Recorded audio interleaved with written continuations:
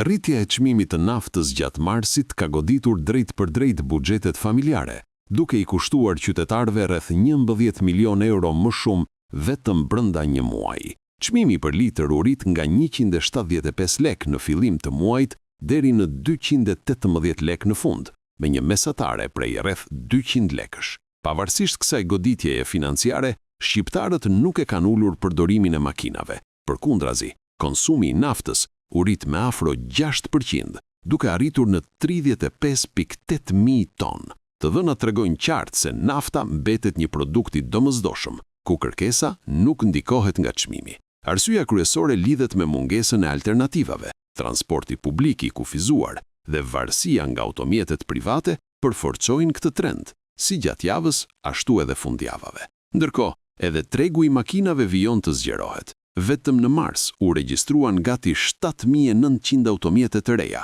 një rekord historik për këtë muaj, dhe 15% më shumë krahasuar me një vit më parë. Pjesa dërmuese e tyre vijon të jetë me naftë, duke forcuar edhe më tej varësinë nga ky karburant. Në total, shqiptarët shpenzuan rreth 87 milion euro për naftë në mars, një faturë që do të ishte ndjeshëm më e ulët nëse çmimet do të kishin mbetur në nivelet e mëparshme. Edhe pse makinat elektrike po shtohen gradualisht, pesha e tyre mbetet minimale në raport me mbi 1 milion automjete aktive në vend, ku rreth 70% funksionojnë me naftë.